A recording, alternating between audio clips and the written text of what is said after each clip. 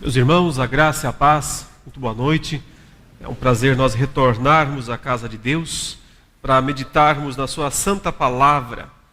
Ontem eu comecei a falar sobre esse tema na nossa conferência, sobre a grande batalha escatológica.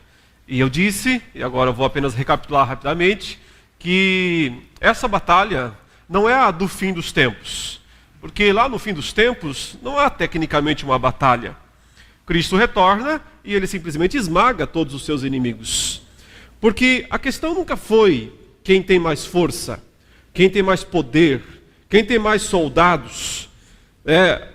Crê-se que o inimigo tenha 1/3 dos anjos, se aquela passagem do capítulo 12 de Apocalipse estiver correta na interpretação de que com a sua cauda ele arrastou 1/3 das estrelas do céu. É possível que essa interpretação seja correta, porque em Apocalipse, anjo normalmente é estrela, né? Estrela é anjo. Então, esse simbolismo não estaria fora de lugar se nós interpretarmos dizendo que Satanás arrastou consigo 1/3 dos anjos do céu. Mas ainda assim sobram 2/3, né? Do lado de Deus, do lado fiel. A questão nunca foi desta batalha, força, poder, força bruta, porque que chances criaturas, anjos são criaturas, que chance criaturas, sejam elas anjos, sejam criaturas elas homens, tem contra Deus? Nenhuma. Por isso batalha, a grande batalha escatológica da Escritura não é por força, por violência, mas é uma batalha jurídica. Esse é o ponto que eu tenho destacado. Uma batalha jurídica, uma batalha por legitimidade, uma batalha por autoridade. Esta palavra, autoridade, eu quero que você preste mais atenção a ela quando você ler os evangelhos, especialmente Marcos e Mateus. Quantas vezes esse termo aparecerá e será crucial para entender o que é que Cristo veio fazer aqui. Ora, você já sabe. Ele, após a ressurreição, ele disse aquelas famosas palavras aos seus discípulos: toda autoridade me foi dada nos céus e na terra. Ide, portanto, fazei discípulos de todas as nações, batizando em nome do Pai, do Filho e do Espírito Santo, certo? Então, o que ele disse? Eu recebi, me foi dada toda a autoridade no céu e na terra. Esse foi o resultado da sua vitória. Foi a sua conquista. Foi o que ele veio buscar aqui. Ele veio para conquistar esta autoridade.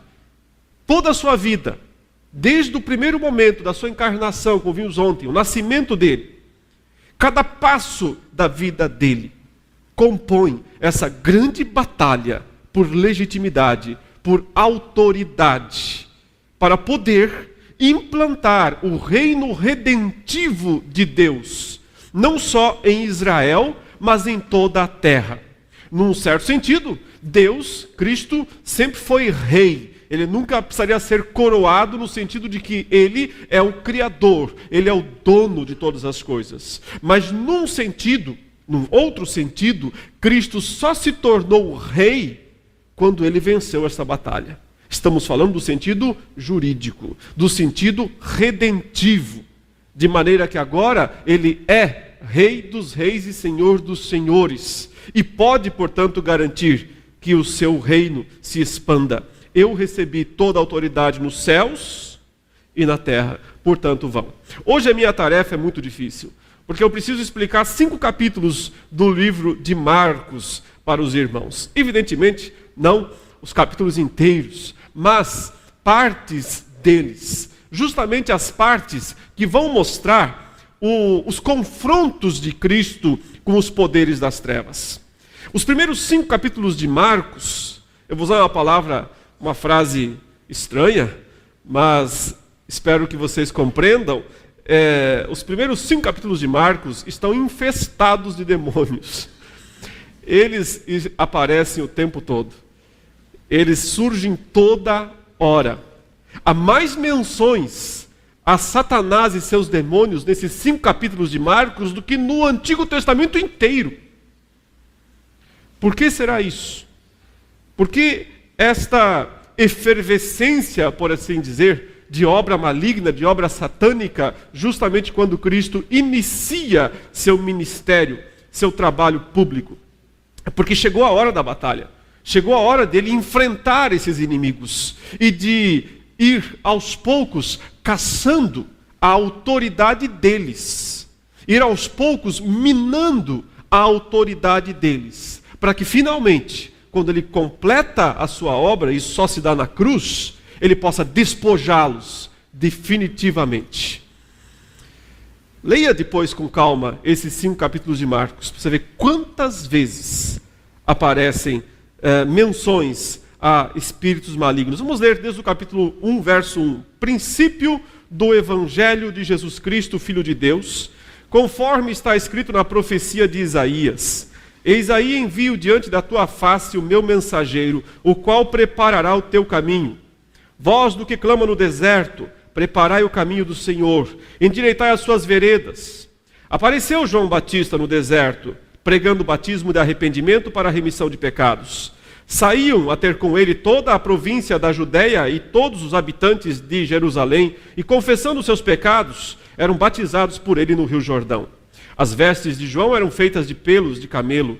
Ele trazia um cinto de couro e se alimentava de gafanhotos e mel silvestre. E pregava, dizendo: após mim vem aquele que é mais poderoso do que eu, do qual não sou digno de, curvando-me, desatar-lhe as correias das sandálias. Eu vos tenho batizado com água. Ele, porém, vos batizará com o Espírito Santo.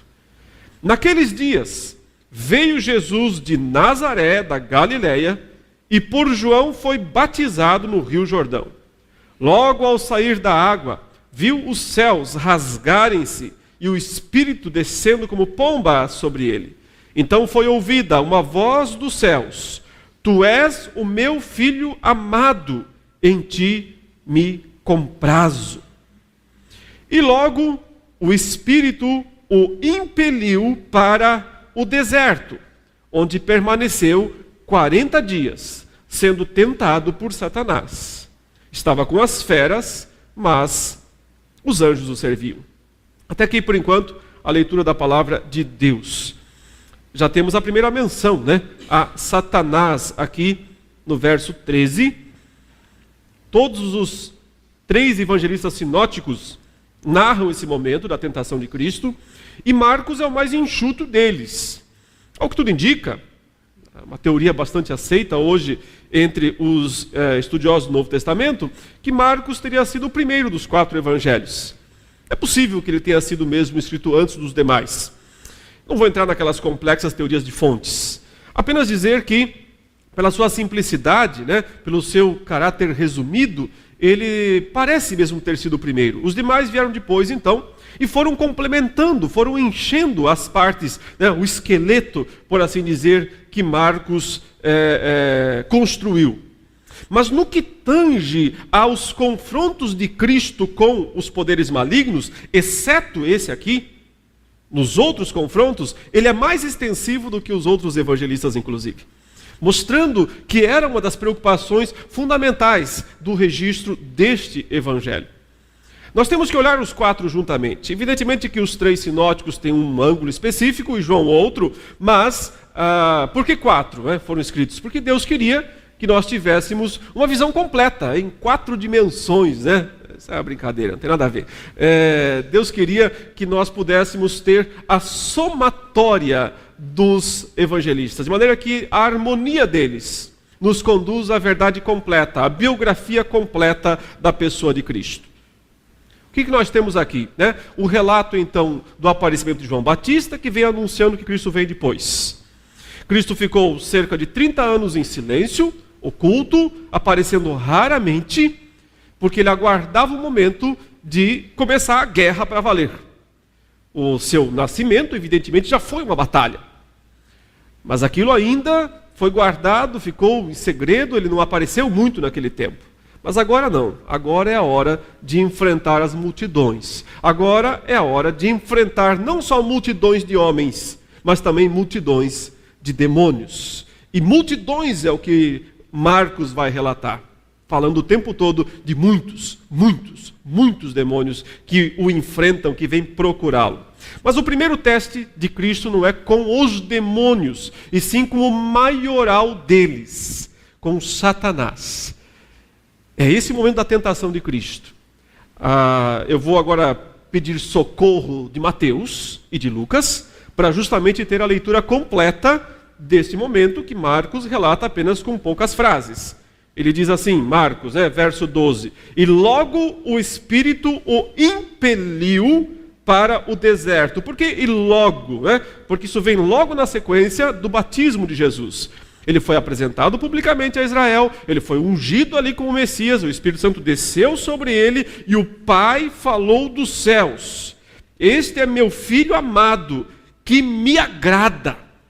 Esse é o sentido de que me comprazo, ele satisfaz plenamente as minhas exigências. Ele atende perfeitamente aos meus requisitos. Não é uma questão apenas de sentimento. O termo não expressa apenas uma ideia de eu gosto dele. O termo expressa uma ideia jurídica, uma ideia legal. Ele preenche, ele cumpre perfeitamente os requisitos. Não há nada nele que esteja em falta.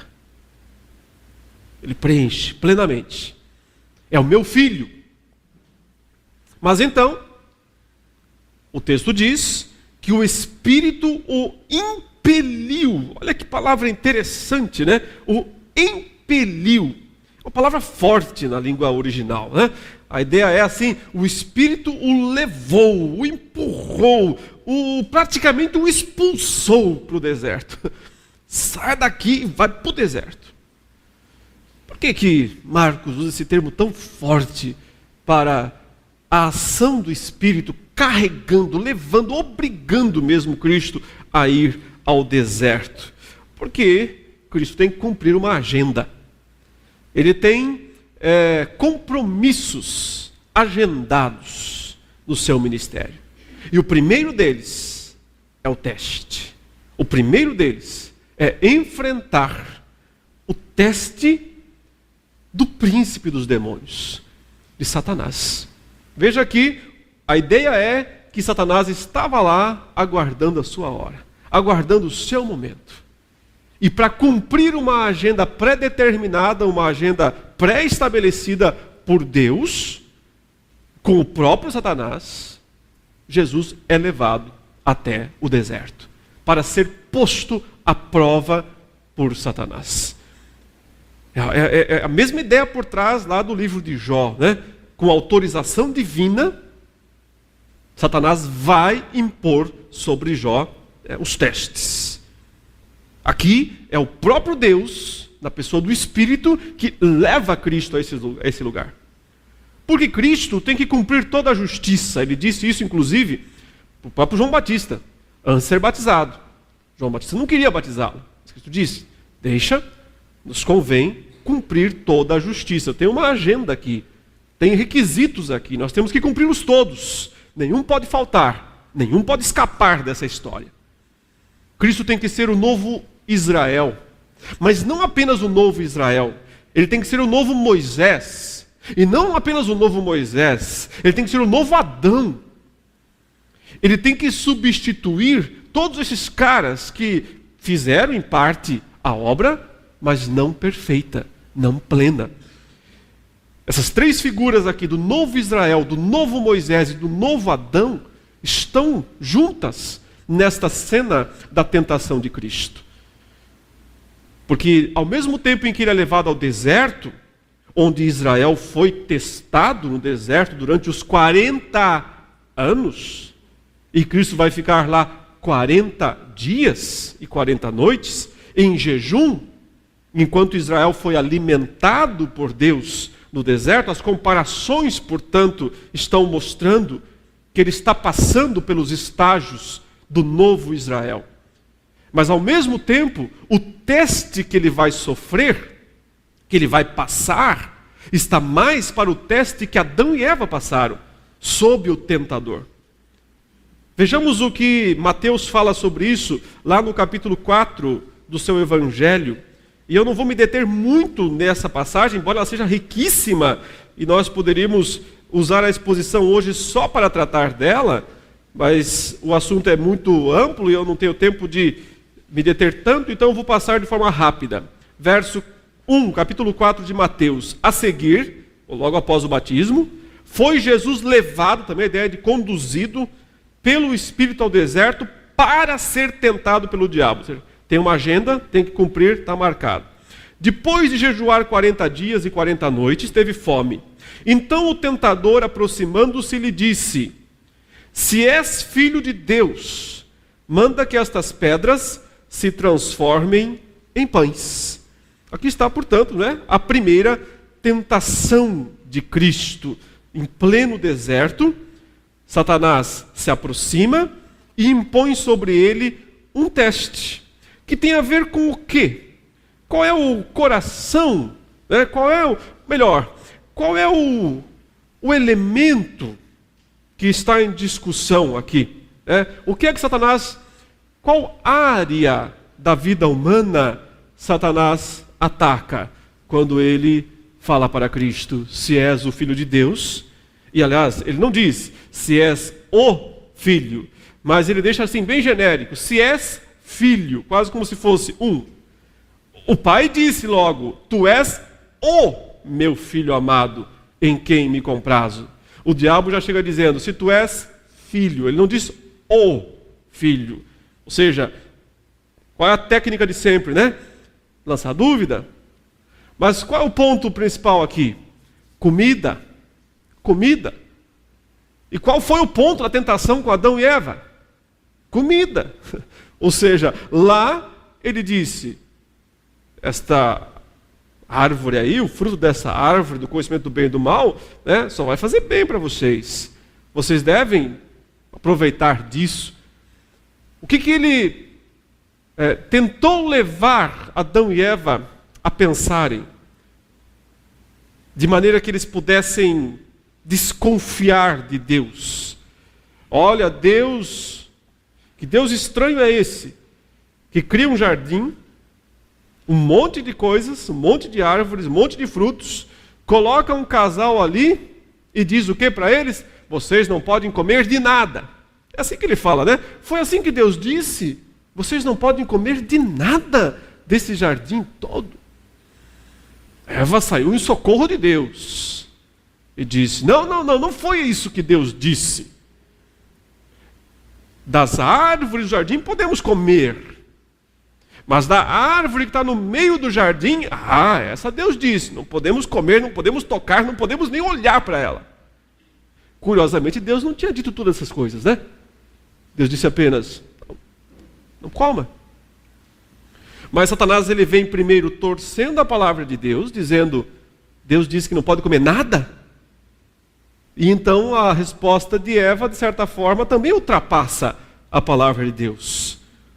Um não a expõe completamente, o outro passa dela, ultrapassa.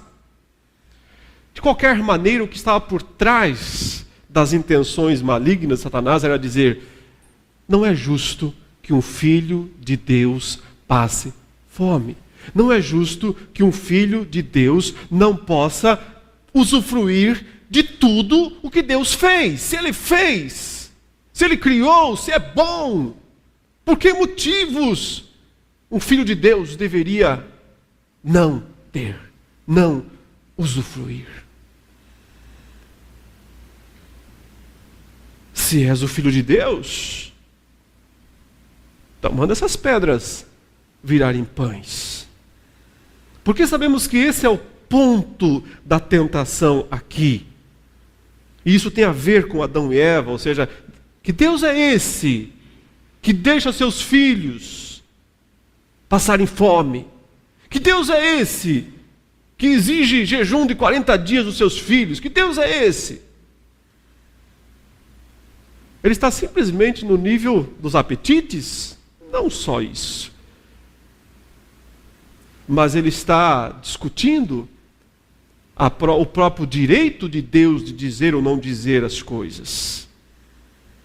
A resposta de Cristo nos mostra que esse é o ponto, porque Cristo cita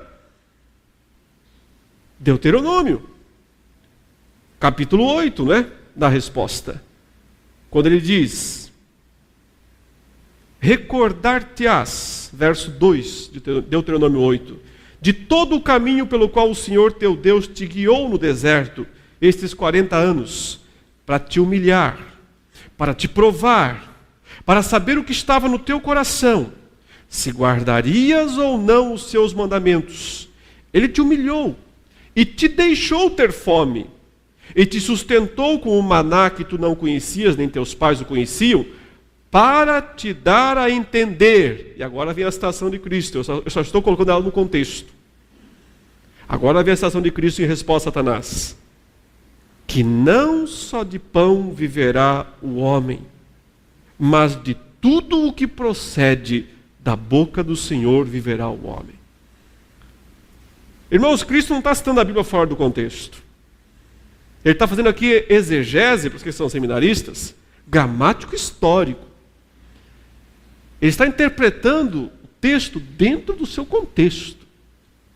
Ele está dizendo para Satanás o seguinte: sim, um filho de Deus pode passar fome, sim, senhor.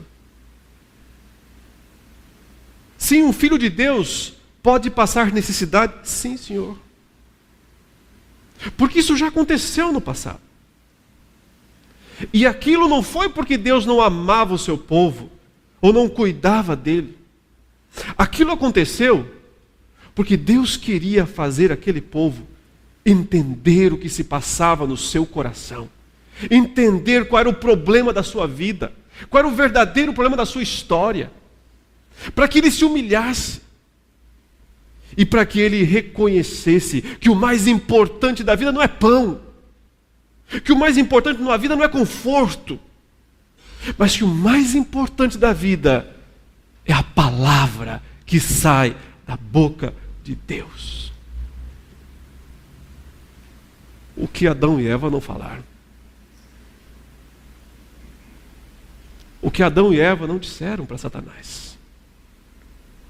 Porque eles não viveram pelo que Deus disse, mas se deixaram levar pelo engano satânico do: cadê os meus direitos? Afinal de contas eu sou filho de Deus. Aqui Satanás percebeu que encontrou um adversário à altura. Ele nunca tinha precisado ir além desse nível de tentação com ninguém. Porque todos os seres humanos, desde Adão e Eva, já caem nesse nível de tentação. Mas aqui ele enfrentou o segundo Adão. E perdeu. Já no primeiro teste. Mas como ele tem um arsenal de testes, ele disse: vamos para o segundo nível. E levou Cristo até o alto do templo, né? É isso que, voltando lá em Mateus capítulo 4, é dito. Então o diabo, verso 5, o levou à cidade santa, colocou-o sobre o pináculo do templo. Ele disse: se és filho de Deus, atira-te abaixo, porque está escrito: aos seus anjos ordenará a teu respeito que te guardem, e eles te susterão nas suas mãos, para não tropeçares na alguma pedra. Respondeu-lhe Jesus: também está escrito: não tentarás o Senhor teu Deus. Adão e Eva não chegaram nesse nível de tentação, eles caíram no primeiro. Mas Cristo foi ao segundo. Vamos tratar de coisas espirituais então. Já que você saiu bem na parte dos apetites, na parte da matéria, na parte da carne, vamos para as coisas espirituais. Satanás mostra que ele também foi um anjo de luz. E que sabe transitar nesses recintos também, quando o assunto é teologia. quando o assunto é interpretação da Escritura, ele também sabe transitar. Mas o que ele fará? Nos ensinará o que não é boa interpretação da Escritura. Ele leva Cristo até o ponto mais alto do templo e diz: muito bem, se tu és o Filho de Deus, atira-te abaixo. Já que você citou a Bíblia para mim, agora eu citarei lá para você. Não está escrito?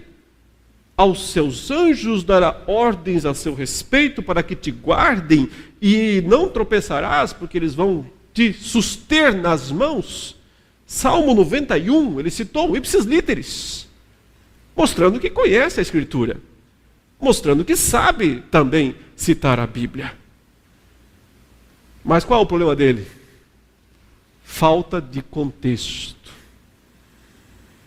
Não sabe ou não quer usar o contexto da citação. Isso significa tirar um versículo da Escritura, tirá-lo fora do seu contexto. Sempre que você tira um versículo fora do contexto da Bíblia, você faz ele dizer o que você quiser. Por isso tem coisas que eu abomino, são as famosas caixinhas de promessa. Graças a Deus elas acabaram, né? Ninguém mais tem isso. Eu espero. Por quê? Porque aquilo não é leitura da Bíblia. Aquilo é tirar um versículo do nada. Aquilo é o horóscopo crente. O sujeito quer saber o que ele tem que fazer, e como ele não pode mais ler o horóscopo, porque agora ele virou crente, então ele puxa um versículo isolado do texto e tem uma promessa. Até porque o texto diz, né? Caixinha de promessa. Cadê a caixinha das maldições? Cadê a caixinha das esconjurações? Tem muitas na Escritura também. Mas você não vai encontrar na caixinha de promessa. Porque ela é de promessa. É a mania que as pessoas têm de querer pegar só o que interessa, só o que importa, só aquilo que agrada a ela mesma. Cristo não negou o que aquele salmo dizia. Cristo não riscou aquele salmo que Satanás citou da palavra de Deus. Disse o quê? Também está escrito. E aqui Cristo nos deu uma aula de hermenêutica, de interpretação bíblica, gramático histórico. Ele nos deu uma aula de hermenêutica. Aquilo que os reformadores diziam que era a regra dourada da hermenêutica. Qual é? A Escritura interpreta a Escritura. A Escritura interpreta a Escritura. Ele disse, também está escrito, não tentarás ao Senhor teu Deus. Em outras palavras, ele disse, não é porque aquele salmo diz que o Senhor vai me guardar, que eu tenho que me colocar em risco propositadamente para forçar a Deus a me socorrer. Porque isto seria o equivalente a tentar a Deus. Obrigar Deus a fazer alguma coisa não é fé, é fanatismo. Exigir que Deus faça alguma coisa por mim é doutrina do diabo, é hermenêutica satânica. Não é o que Cristo ensina. É Satanás quem diz, põe Deus contra a parede. Põe Deus contra a parede. Deus tem que fazer alguma coisa. Deus tem que te ajudar. Cristo diz, a Escritura interpreta a Escritura. Eu não posso tentar a Deus. E essa foi a segunda bordoada, cacetada que Satanás recebeu num único dia. Nova derrota. Mas então ele vai por tudo ou nada. E só lembrando aqui, mais uma vez, Cristo citou o texto dentro do contexto. Quando ele diz, não tentarás o Senhor teu Deus, ele está citando mais uma vez Deuteronômio que disse, que contou, quando foi que Israel tentou a Deus? No deserto. Quando reclamou do maná. Quando reclamou da provisão de Deus. E quando começou a dizer, esse pão vil, eu quero coisa melhor, eu mereço coisa melhor. Por que Deus tirou a gente do Egito, nós tínhamos panelões de carnes. E agora, nesse deserto, mal tem água e temos que comer esse pão que tem um gosto de nada todo dia. Aquilo foi tentar a Deus. Porque não havia contentamento com a provisão divina. Não havia fé. Fé é contentamento com a provisão divina. Cristo não está citando o texto fora do contexto.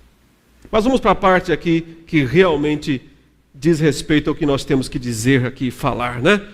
O último nível da tentação, relatado por Mateus, é o que revela Satanás sem mais dissimulações. Nesse momento ele não usa a palavra de Deus.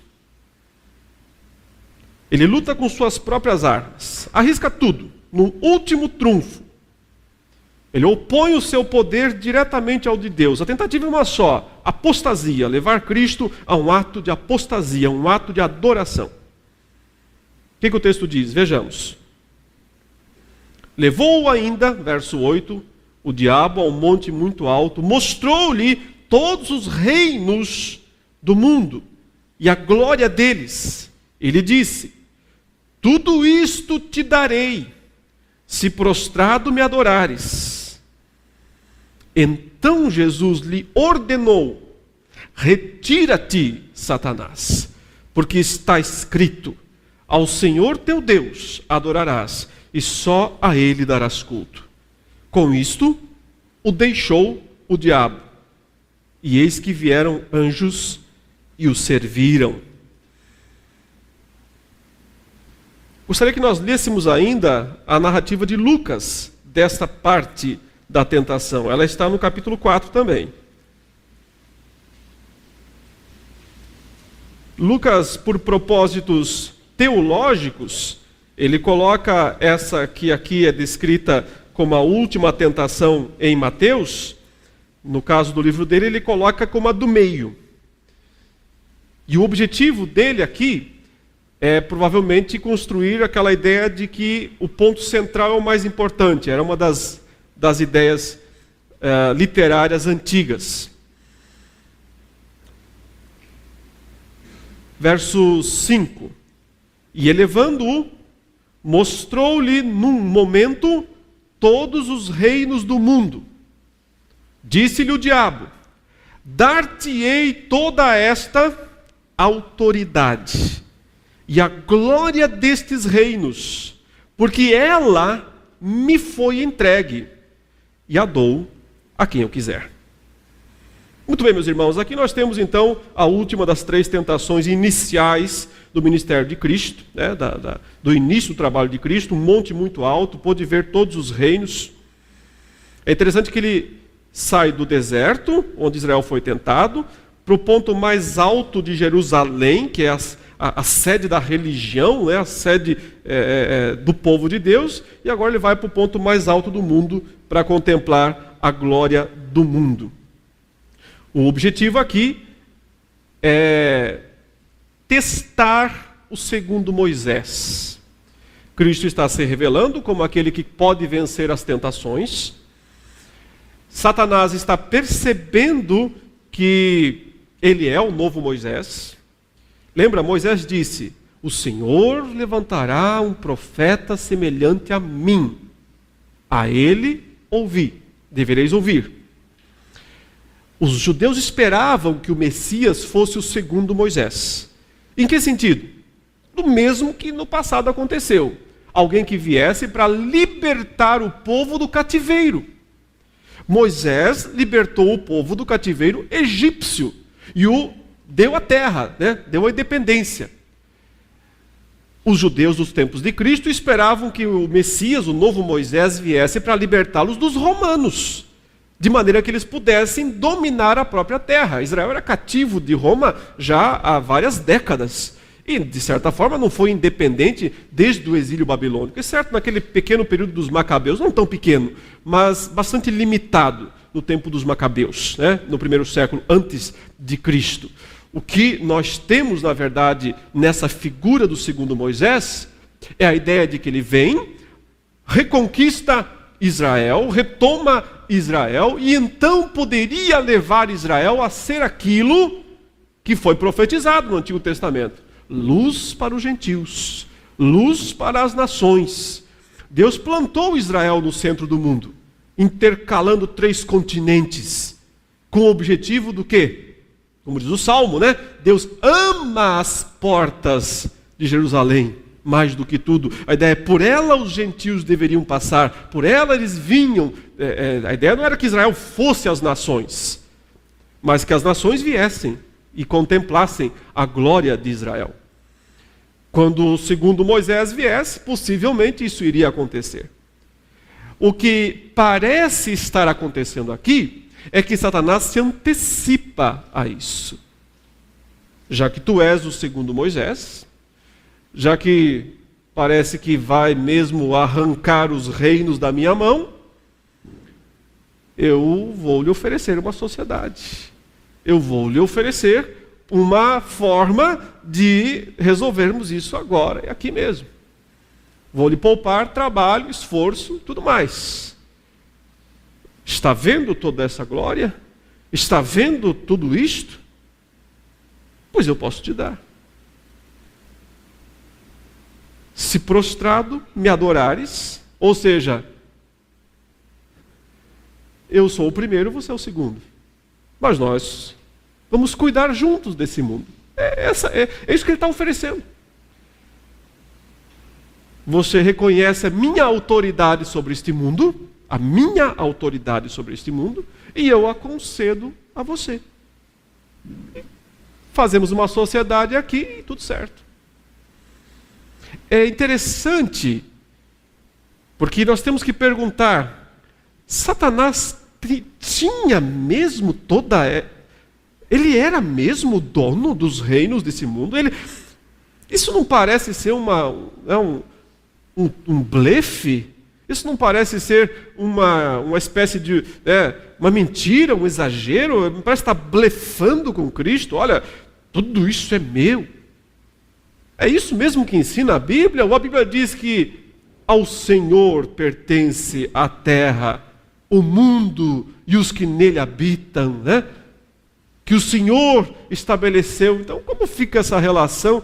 O diabo dizendo uma coisa, o Antigo Testamento dizendo outra, e Cristo não desmentindo o diabo. Porque aqui a gente ficava esperando uma resposta de Cristo, tipo assim: você não pode me dar o que não é seu. Como assim vai me dar o que não é seu? É interessante que Cristo não o desmente e o repreende. Dirige diretamente a palavra de Deus contra ele. Para trás, Satanás. Ele dá uma ordem direta. Ele direciona a palavra de Deus, o poder da palavra de Deus contra Satanás. Para trás. Porque está escrito: ao Senhor teu Deus adorarás, e só a Ele darás culto. Cita o primeiro mandamento. Primeiro e segundo. A solução é Lucas que nos dá. Veja que Lucas não diz exatamente que Satanás disse que era o dono do mundo, mas ele menciona 2 termos, e esses 2 termos aqui são muito importantes. Verso 6, disse-lhe o diabo: dar-te-ei toda esta autoridade e a glória destes reinos, porque ela, e esse ela aparentemente é a autoridade, me foi entregue e a dou a quem eu quiser. Veja os detalhes, né? Satanás está explicando detalhadamente o que é que ele tem, qual é o seu poder e de onde veio. Ele disse: eu posso te dar esta autoridade e a glória desses reinos, porque ela me foi dada. Quem deu? O único que podia dar? Deus. O único que podia conceder isso? Deus.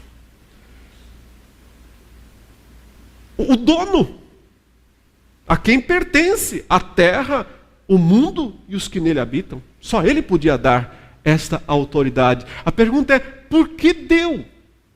Por que ele deu a esse ser esta autoridade? E a resposta é, porque ele é justo. Porque ele leva a sua justiça até as últimas consequências, para o bem ou para o mal. Uma vez que o pecado entrou no mundo, e pelo pecado a morte, o reino da morte começou. E até que aquele que detém o poder da morte seja esmagado, o direito permanece. O direito é concedido por Deus. Deus concedeu a Satanás a autoridade de ser o acusador,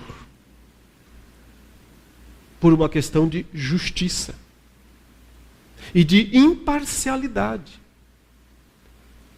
Deus concedeu a Satanás o direito de ser o enganador das nações. E é isso que ele está dizendo que tem. E Cristo não disse que ele não tinha.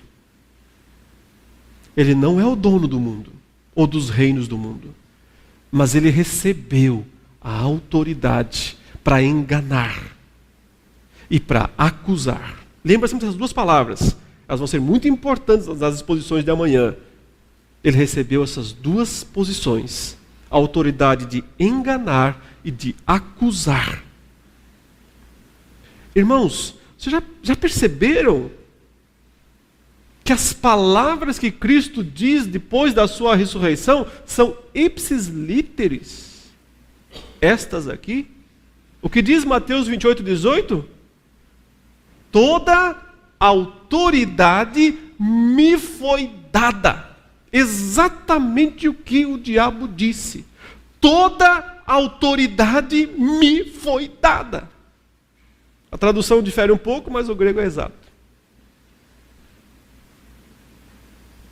Eu tenho toda a autoridade sobre os reinos deste mundo. E eu sei que você veio buscar isso. Autoridade. Então, vamos resolver o problema agora mesmo? Vamos acabar com essa batalha agora mesmo? Com essa querela aqui agora mesmo? Vamos resolver tudo de uma vez? Assim eu fico com a minha cabeça inteira, né? Antes que você a esmague. E você fica com o seu calcanhar numa boa aí também, antes que eu o morda. Vamos resolver esse problema? Cristo não aceita a proposta de Satanás. Por quê? Porque ele escolheu o caminho árduo. Ele escolheu o caminho longo. Ele escolheu o caminho da guerra, da batalha, onde ele sabe que ele vai sangrar por isso. Ele escolheu este caminho, ele não vai voltar atrás. Porque ele sabe também que quando ele terminar esta guerra, esta batalha, ele vai sangrar para vencê-la. Ele vai conquistar algo muito melhor do que o segundo posto na autoridade, debaixo da autoridade de Satanás. Ele sabe que ele vai tirar toda a autoridade de Satanás e vai permanecer como o único que tem toda a autoridade. Mas ele sabe que ele não vai conquistar só a autoridade sobre os reinos do mundo, porque ele vai poder dizer: toda a autoridade me foi dada onde? Nos céus. Não só na terra, não só dos reinos desse mundo. Eu vou ter um reino um pouquinho maior. Eu vou reinar nos céus e na terra. E por isso ele está disposto a ir até o fim nesta batalha. Mas então, ele o repreende pela primeira vez, com a força da própria lei, com a força do primeiro e segundo mandamento. Ele diz: retira-te, Satanás, porque está escrito: E o que o diabo faz? Sai com o rabo entre as pernas. Ele vai embora. O texto diz, ele obedece. O termo aqui que Mateus usa, né? Ele diz, o diabo o soltou. Mais ou menos assim. É como se ele estivesse ali segurando Cristo para testá-lo, impondo todo o seu poder tentador sobre isso. Mas quando Cristo diz, para trás, Mateus diz, ele soltou a Cristo. Ele o largou, ele o deixou e deu no pé. Mas Lucas conclui, verso 13, né, capítulo 4, passadas que foram as tentações de toda a sorte, foi embora o diabo, apartou-se dele o diabo, até momento oportuno. Ou seja, vai ter uma segunda tentação. Vai haver um segundo momento de tentação de Cristo. Se você continuar lendo Lucas, ele não volta mais. Satanás não entra mais em cena até o capítulo 22, quando ele volta. No capítulo 22 eu vou falar amanhã à noite, se Deus permitir. A última tentação de Cristo. Satanás sai de cena. Ele recebeu 3 pancadas. 3 golpes certeiros. Perdeu nas 3 tentações que ele impôs sobre Cristo. Então ele recebeu uma repreensão direta de Deus. Sabe, daqui a pouquinho o texto vai dizer que Jesus amarrou o valente. De onde vem isso no texto? Se ele não menciona antes especificamente esse momento, senão desta repreensão. É nesta hora que Jesus começa a restringir Satanás. Você já teve a sua chance. Agora saia. Saia de cena.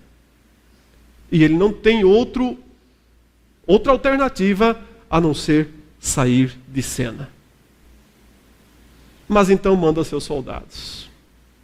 E é por isso que a partir agora desse momento, ele não volta mais pessoalmente a enfrentar Cristo, só lá no capítulo 22 de Lucas.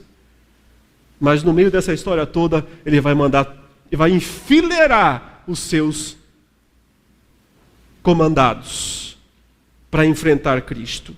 Volte para Marcos e veja o primeiro deles.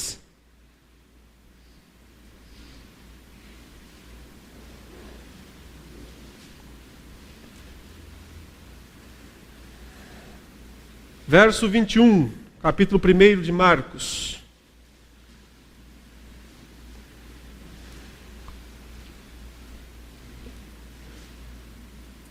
Depois entraram em Cafarnaum e logo no sábado foi ele ensinar na sinagoga.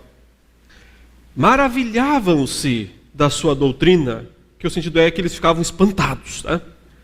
Porque os ensinava como quem tem, olha a palavrinha mágica aí, autoridade, e não como os escribas. Já que mencionou autoridade, tem um desafiante. Verso 22. Não tardou, a ideia é ir logo, imediatamente. Não tardou que aparecesse na sinagoga um homem possesso de espírito imundo. Jesus não precisava ir atrás dos demônios, eles vinham atrás dele. Esse endemoniado, o texto vai dizer que não era um só, ele foi até a sinagoga onde Cristo estava, pregando, para desafiá-lo. Olha o desafio que ele lança contra Cristo, verso 24. Que temos nós contigo, Jesus Nazareno? Vieste para perder-nos? Bem sei quem és, o Santo de Deus. Essa frase, né? Que temos nós contigo, Jesus Nazareno, é um hebraísmo, você sabe, tem algumas linguagens, né, que são muito típicas do povo hebreu, do povo judeu. Essa frase aparece bastante no Antigo Testamento, e geralmente ela significa algo como: o que isso tem a ver comigo? O que você está exigindo isso de mim? Você não tem direito sobre mim. Nós não temos relação nenhuma, se afaste de mim. Essa é a ideia, né? O que tenho eu contigo? Você não tem direito sobre mim, se afaste de mim. É isso que ele está dizendo a Jesus. O que você está fazendo aqui? Por que está aqui? Você não tem direito de estar aqui. Que história é essa de autoridade? Quem está falando de autoridade aqui? Você não tem direito sobre mim. Eu sei quem o Senhor é. Quer dizer, ele o reconhece. Eu sei que o Senhor é o Santo de Deus. Mas vieste para destruir-nos? Quer dizer, a pergunta é, com que autoridade? Com que direito? Ele se sente dono do lugar. Ele se sente em casa. Ele acha que Cristo não tem a autoridade de enfrentá-lo e de destruí-lo. E Cristo então o repreende dizendo, cala-te e sai desse homem. Ou seja, eu já derrotei inicialmente o seu chefe, portanto, você é mais fácil. Cala-te e sai desse homem. Então o espírito imundo, agitando violentamente, bradando em alta voz, saiu dele. Resultado: todos se admiraram a ponto de perguntarem entre si, que vem a ser isto? Uma nova doutrina? Com autoridade. Ele ordena aos espíritos imundos e eles lhe obedecem. Então correu célere a fama de Jesus em todas as direções, por toda a circunvizinhança da Galileia. Você vê? A palavra autoridade está antes e depois da expulsão do demônio. Há um reconhecimento por parte das pessoas de que ele ensina com autoridade. Vem alguém questionar essa autoridade. Que tenho eu contigo? Vieste para perder-nos? Que direito o Senhor tem de fazer isso? Cristo diz, cala-te, sai dele. Resultado, a multidão diz, não é que ele tem mesmo autoridade? Porque ele ordena, ele expulsa e os espíritos malignos saem. Daí para frente é uma... E veja, eu falei, né? Ele disse que temos nós contigo. Ele não falou que tenho eu, mas nós. O que dá a ideia aqui de que não havia só um demônio dentro desse indivíduo, desse sujeito. E daí para frente você vai ver expulsões de demônios. Verso 32. À tarde, ao cair do sol, trouxeram a Jesus todos os enfermos e endemoninhados. Toda a cidade estava reunida à porta. E ele curou muitos doentes de toda sorte de enfermidades. Também expeliu muitos demônios, não lhes permitindo que falassem, porque sabiam quem ele era. Jesus aí se retira para orar, tal, verso 39. Então foi por toda a Galileia, pregando nas sinagogas deles e expelindo os demônios. Parece ser essa a rotina inicial de Cristo, o tempo todo expulsando esses seres, né, subalternos do maioral dos demônios, que é Satanás. Ele faz isso durante todo o seu trabalho inicial, né? Lá no capítulo 3, ele estende um pouquinho dessa autoridade para os seus discípulos. Está lá no versículo 11, né? Antes ainda do verso... O verso 11 ainda não é a parte que ele dá autoridade, mas ainda é a última parte em que os demônios tentam enfrentá-lo. Diz, também os espíritos imundos, quando viam, prostravam-se diante dele e exclamavam, tu és o Filho de Deus. Mas Jesus lhes advertia severamente que não o expusessem à publicidade. Depois subiu ao monte e chamou os que ele mesmo quis, e vieram para junto dele. Então designou 12 para estarem com ele e para os enviar a pregar e a exercer a autoridade de expulsar, né, de expelir demônios. Ele compartilha então com os seus 12 apóstolos um pouco dessa sua autoridade já imposta sobre Satanás quando venceu as tentações e quando o repreendeu. Agora ele compartilha isso com os seus discípulos. Mas então vão questionar outra vez essa autoridade dele. No capítulo 3 mesmo, ele vai ser questionado pela sua família e pelos religiosos lá de plantão, né? Verso 20. Então ele foi para casa. Não obstante, a multidão afluiu de novo, de tal modo que nem podiam comer. E quando os parentes de Jesus ouviram isto, saíram para o prender, porque diziam, está fora de si. Os escribas que haviam descido de Jerusalém diziam: ele está possesso de Beelzebu, e é pelo maioral dos demônios que expele os demônios. Aqui você percebe que Jesus sofreu um ataque direto à sua autoridade. Tanto pelos seus familiares, que dizem que está maluco, e então chegam os fariseus, né, os religiosos, dizendo: ele está possesso mesmo de Beelzebu, e é por isso que ele expulsa esses demônios. Então agora Jesus teve que colocar os pingos nos is. Ele diz: então convocando Jesus lhes disse, por meio de parábolas: como pode Satanás expelir Satanás? Se um reino estiver dividido contra si mesmo, tal reino não pode subsistir. Se uma casa estiver dividida contra si mesma, tal casa não poderá subsistir. Se, pois, Satanás se levantou contra si mesmo e está dividido, não pode subsistir, mas perece. Ninguém pode entrar na casa do valente para roubar-lhe os bens, sem primeiro amarrá-lo. E só então lhe saqueará a casa. Então, meus irmãos, o que ele está falando aqui, né? Ele está explicando por que ele estava expulsando aqueles demônios, de onde vinha a autoridade. Ele diz: se eu estou fazendo isso, se eu estou saqueando a casa do valente, expulsando esses demônios, não é porque eu estou compartilhando do poder do valente. Você percebe? Foi isso que Satanás disse: pega um pouco da minha autoridade. Pega um pouco da minha autoridade. Eu não aceitei essa proposta. Eu não estou usando a autoridade dele para fazer isso.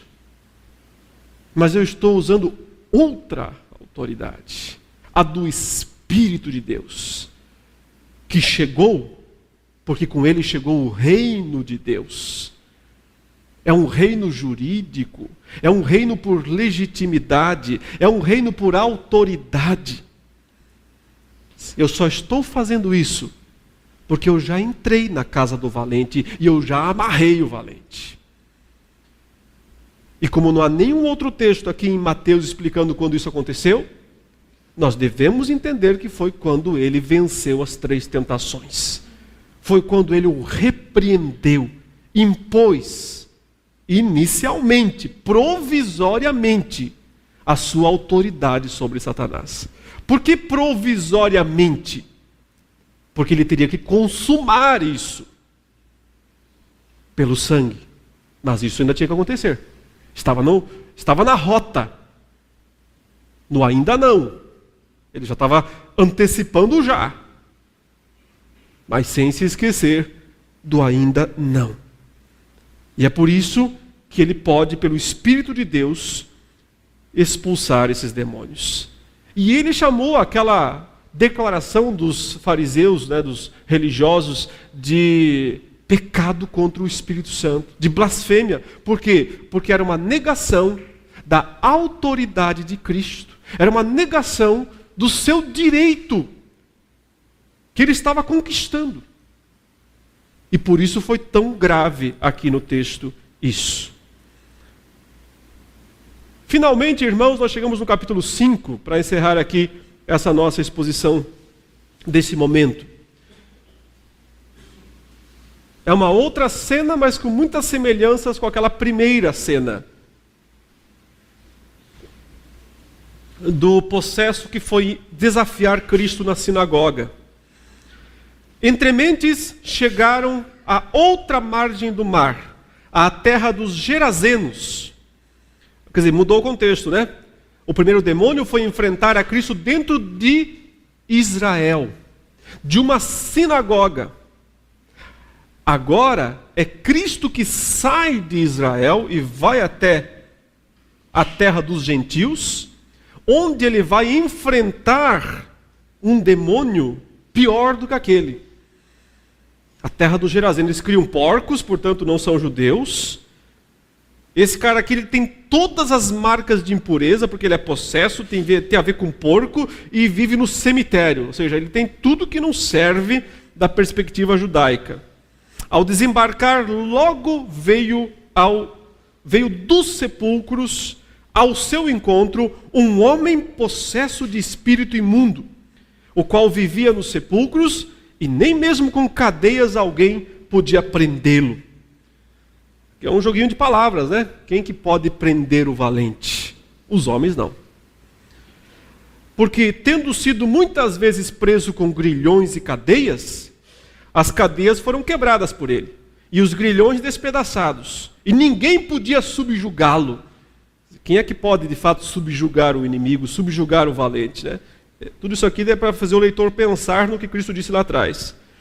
Andava sempre de noite e de dia, clamando por entre os sepulcros e pelos montes, ferindo-se com pedras. Veja uma longa descrição aqui. Marcos é tão econômico em palavras, e aqui ele rasgou o verbo. Ele usou um monte de palavras para descrever. Isso aqui é importante. Ele quer dizer, presta atenção, esse assunto é muito importante. Ele está gastando muito tempo com isso. Ele descreve o estado terrível daquele endemoniado num país estrangeiro, totalmente dominado por demônios. Mas qual vai ser a reação deste possesso agora que ele vem correndo ao encontro de Jesus? Se você não conhece o texto e está lendo pela primeira vez, você imagina que ele vai atacar a Cristo. Ele descreveu a ferocidade do cara e diz que ele correu em direção a Jesus. Você imagina que ele vai atacá-lo, mas ele faz uma coisa diferente, surpreendente. Quando de longe viu Jesus, correu e o adorou. Adorou aqui não é que ele cantou uma musiquinha para Jesus. Ele se prostrou, ele se dobrou, se prostrou diante de Jesus. Mas olha, prostrado, exclamou em alta voz, mesmo prostrado, ele grita. O texto é gritou, berrou, urrou. Que tenho eu contigo, Jesus, Filho do Deus Altíssimo? Conjuro-te por Deus, que não me atormentes. Porque Jesus lhe dissera, espírito imundo, sai desse homem. Aqui você tem elementos muito interessantes. Novamente, né? Dissociação. Que tenho eu contigo? Qual é o seu direito de vir aqui me atormentar? Jesus, Filho do Deus Altíssimo. Os judeus acreditavam que quando se conhecia o nome do demônio, você sabia o nome, você expulsava ele. Tinha que conhecer o nome da entidade para poder expulsá-la. Mas aqui está havendo uma expulsão às avessas. Porque o demônio está dizendo, eu sei o seu nome. Jesus, Filho do Deus Altíssimo. Olha esse termo na sequência. Conjuro-te. Esse é um termo de exorcismo. Conjuração é expulsão, é invocar autoridade sobre o demônio. Conjuro-te. Ele diz, aqui é o demônio tentando expulsar a Cristo. Eu sei o seu nome, eu vou exorcizar o Senhor deste lugar. Mas o que é mais interessante é, por Deus.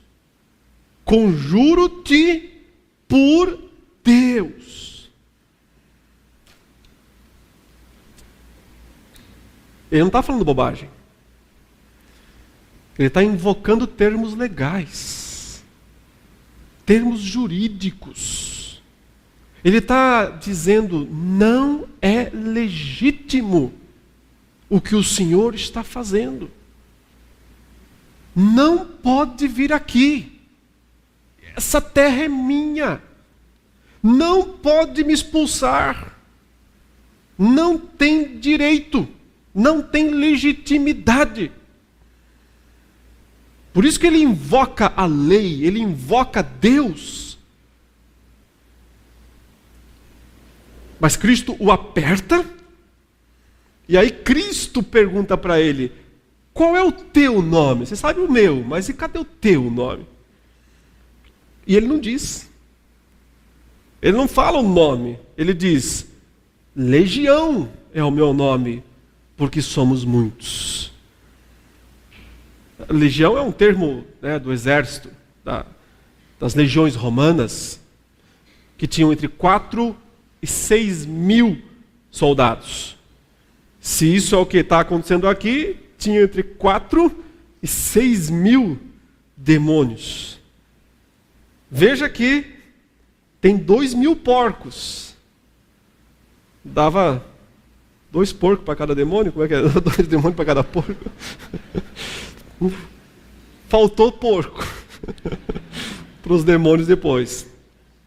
Vocês devem ter compartilhado alguns dos suínos lá, quando eles são precipitados, despenhadeiro abaixo.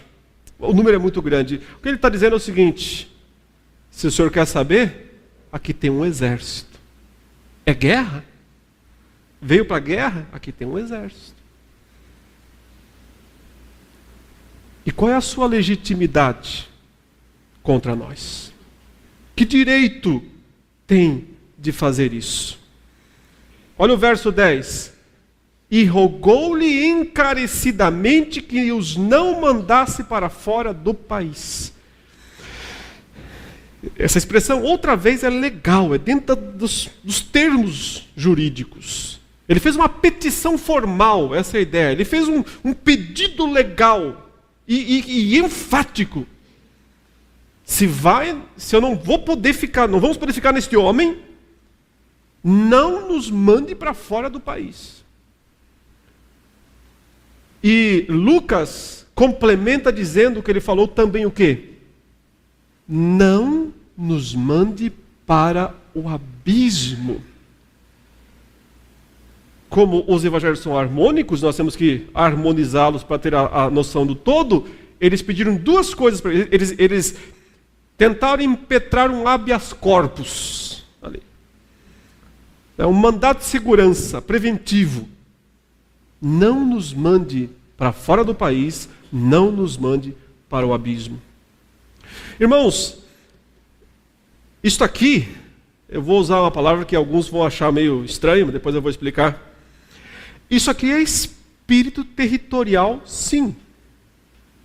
Isso aqui é espírito territorial. Eles são os senhores daquele lugar, porque eles receberam autoridade. A autoridade que foi dada a eles. E agora eu explico. Eles não têm mais isso. Não existe hoje espírito territorial. Existiu até a cruz. Depois da cruz, se ainda existe, Cristo falhou. Cristo fracassou, então sua obra fracassou. Se hoje você acreditar que ainda existe espírito territorial dominando esse ou aquele país nesses termos, então a obra de Cristo não valeu nada. Ele veio para destroná-los. Ele veio para tirar deles essa autoridade. E ele o fez. Mas não nesse momento, ainda não. Nesse momento isso ainda não havia acontecido, porque ele estava em processo de fazer isso. Por isso eles questionam isso. Aí quando você lê o Antigo Testamento e você vê Daniel falando do príncipe da Pérsia e do príncipe da Grécia, que barraram o caminho de Gabriel, um anjo, e aí você não tem como interpretar aquilo como não sendo poderes satânicos, porque homens não poderiam segurar um anjo. Como é que, se você interpretar, o príncipe da Pérsia é um homem, o príncipe da Grécia é um homem, como é que eles iam segurar um anjo? São espíritos, são principados, potestades, dominadores deste mundo tenebroso, que perderam seus tronos, que perderam suas coroas, que foram despojados por Cristo. Mas só no final do Evangelho, nós estamos no começo dele ainda. E é por isso que eles estão lá dizendo, não nos mandes para fora do país, esse país é nosso. Nós temos autoridade sobre eles. Mas o medo deles não é esse, na verdade, não é de perder o país. Eles têm um medo muito pior. Por isso eles dizem, não nos mandes para o abismo. Abismo é prisão. É o lugar de punição deles, definitivo. Para onde Cristo só vai enviá-los na segunda vinda. Quando executar a sentença conquistada por ele. Por isso Lucas diz que o demônio falou assim para Cristo: viestes atormentar-nos antes da hora? Viestes atormentar-nos antes da hora? Que autoridade tem de vir aqui nos atormentar antes da hora? Não é o tempo. Isso mostra que eles entendiam de escatologia, aqueles demônios. Eles tinham uma boa noção escatológica. Tem muito crente que entende menos do que eles. Bem menos. Porque eles entendiam que o momento da punição definitiva ainda estava por vir. E só aconteceria depois do juízo final. O juízo não aconteceu ainda. E é por isso que eles estão argumentando com Cristo que ele não pode fazer isso. O que Cristo faz, meus irmãos? Curiosamente, atende o pedido deles. Eles pediram duas coisas: não nos mandes para fora do país, não nos mandes para o abismo, e se nós temos que sair desse homem, nos mande para os porcos. Cristo diz o quê? Que história é essa de Jesus atender pedido de diabo? Mas é o que ele faz. Podem ir para os porcos. Eu ainda não posso mandá-los para fora do país. Eu ainda não posso, muito menos, mandá-los para o abismo. Então vamos para os porcos. Mas o fim dessa história deixa uma nota bem interessante. Porque eles entram nos porcos e acontece o que com eles? Cai no barranco. Não no abismo, mas parece. É como se Cristo dissesse: enganei vocês, hein? Não. Não é isso. Cristo está dizendo: mais cedo ou mais tarde, o abismo espera vocês. Aguardem. Ainda não. Ainda não. Mas aguardem. De um jeito ou de outro, é para lá que vocês vão. Tudo isso mostra, meus irmãos, finalizando aqui, que a questão é jurídica, a questão é legal. A batalha escatológica é uma batalha por legitimidade. Quando Cristo botou o pé aqui nesse mundo, ele começou a dizer: eu vim conquistar autoridade sobre as nações. Ele escolheu o caminho árduo para isso. Ele não negociou, ele não aceitou proposta indecente. E ele seguiu marchando o seu caminho. A cada vitória dele sobre as forças das trevas, ele fortalece a sua autoridade sobre eles. Ele impõe sobre Satanás uma restrição temporária, até que chega a hora em que ele impõe uma definitiva.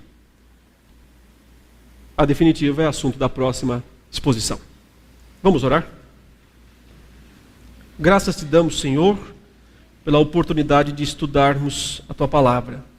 Reconhecemos nossa incapacidade e que nós somos limitados demais de entendimento, mas te damos graças pelo pouco que podemos compreender das coisas do Senhor. Ajude-nos, ó Deus, a vivermos em santidade de vida, assim colhendo os frutos que Cristo conquistou para nós. A vitória sobre os poderes das trevas. Possamos viver na Tua maravilhosa luz. Em nome de Jesus. Amém.